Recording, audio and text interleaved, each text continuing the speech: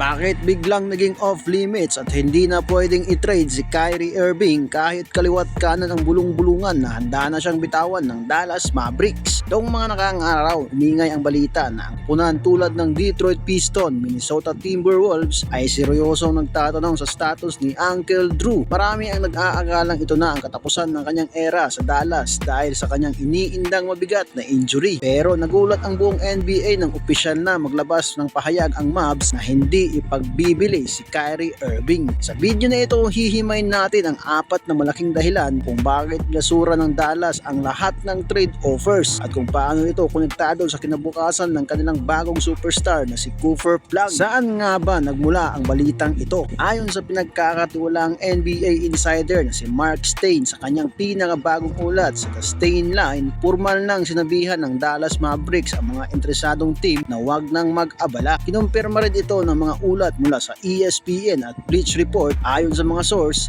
bagamat nagkaroon ng mga exploratory talks o pakikipag-usap sa ibang teams, naging matigas ang pasya ng bagong pamunuan ng Mavericks. Pero bakit nga ba kung kailan marami ang nagsasabing bumababa na ang trade value ni Kyrie dahil sa hindi paglalaro? Dito na pumapasok ang 4 na pangunahing rason kung bakit nananatiling untouchable si Uncle Drew. Una dito ang Cooper Flag Plan. Ito ang pinakamalaking dahilan. Ang bagong team president ng Dallas si Masai Ujiri ay may malaking pananaw para sa koponan. Ayon sa mga insiders, sabik ang management na makitang magkasama sa court ang kanilang rookie sensation na si Cooper Flag at si Kyrie Irving. Naniniwala silang ang dynamic scoring at playmaking ni Kyrie ang perpektong kapareha para mas lalong mag-excel si Flag sa kanyang transition sa NBA. Pangalawa, ang malubhang injury ni Kyrie. Tatandaan noong Marso 2025, dumanas si Kyrie ng isang malubhang ACL injury. Nagtapos sa kanyang season dahil kasalukuyan pa siyang nagpapagaling at sumasailalim sa rehab para sa kanyang target na pagbabalik ngayong 2026-2027 season. Bagsak ang kanyang trade value sa merkado. Alam ng Dallas kung i-trade nila Kyrie ngayon, barya-barya lang ang makukuha nilang kapalit kumpara sa totoong kalidad ng kanyang laro. Dito ang pangatlo dito, ang veteran leadership. Pasok ng bagong era ng Dallas kung saan marami silang mga batang manlalaro. Kailangan ng isang veteranong may karanasan sa kampyonato. Sa kabila ng mga issues sa nakaraan, patunayan ni Kyrie na siya ay isang mahusay na leader at mentor sa loob ng locker room ng Mavs. At ang pang-4, ang kontrata ni Kyrie ay nakatali pa rin sa kanyang 3-year contract. Kakahalaga ng $119 million